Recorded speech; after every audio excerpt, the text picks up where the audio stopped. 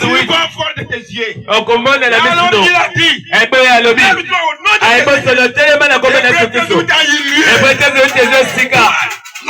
la puissance s'est manifestée. Vous êtes avec moi.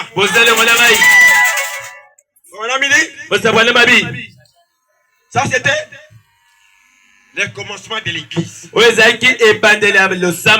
La prééminence. La puissance. L'homme a toujours été l'agent de Dieu. Dieu n'utilise jamais une mouche. Pas même un arbre. Mais l'homme a toujours été entre les mains de Dieu.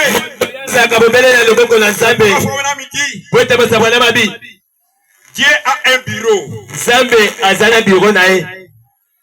Quand elle faisait 4, quand un agent du bureau de Dieu vient, il ne fait pas de compromis à la parole. Il montre aux gens le chemin.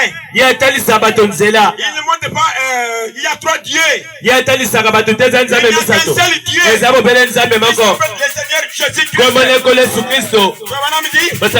Quand Dieu envoie un agent de son bureau, il ne viendra pas pour dire aux gens, tu vois, Jésus a souffert, tu ne peux pas croire à ça. Non, quand on prêche là, nous prêchons pour Dieu. Dieu est content de ce que nous prêchons. Entre maintenant dans les guerres des on ne vient pas pour dire.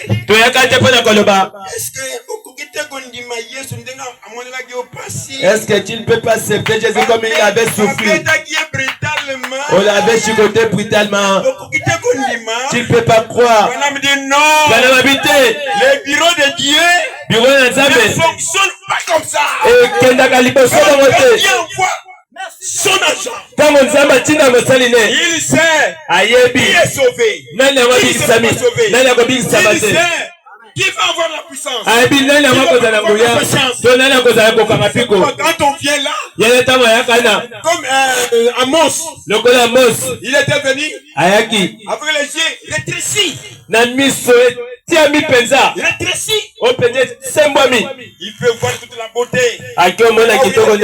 Mais lui, ça ne lui attirait pas. Il était sorti dans le bureau de Dieu. Il était bien enseigné. Il ne pouvait pas faire de compromis. Ici, on ne fait jamais de compromis. On ne dit même pas que non.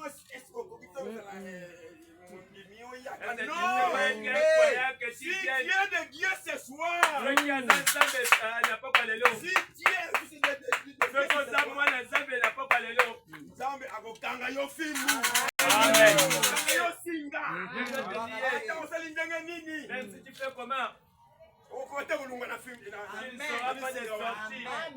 est-ce que vous êtes avec moi? Amen. Samson,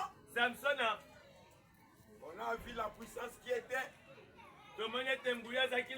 J'avais commencé au jour de la Pentecôte. Avec Paul. La même puissance. Paul. Vous connaissez très bien l'histoire de Paul.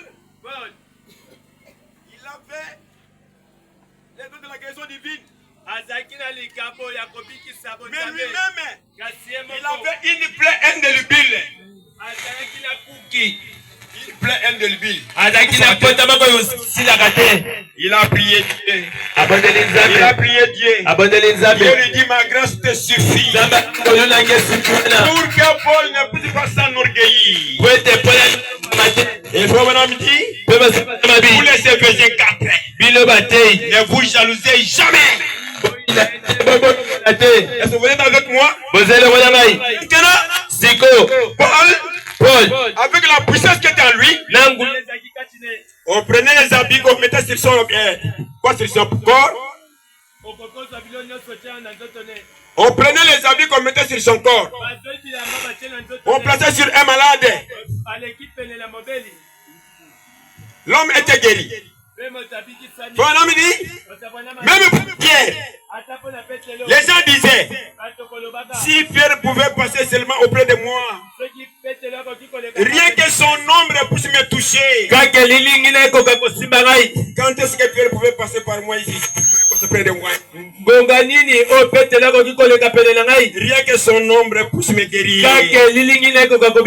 C'était quoi?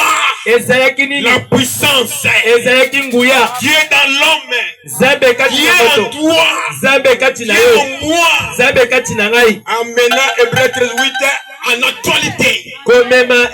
Jésus ne change pas. Il est le même hier, aujourd'hui et éternellement. Ce qu'il a fait, écoutez un peu. Samson, on l'a dit, temps est tellement vraiment raccourci. Samson, il avait d'abord la puissance. Il était utilisé par Dieu. Mais il avait fait du mal aux yeux de Dieu.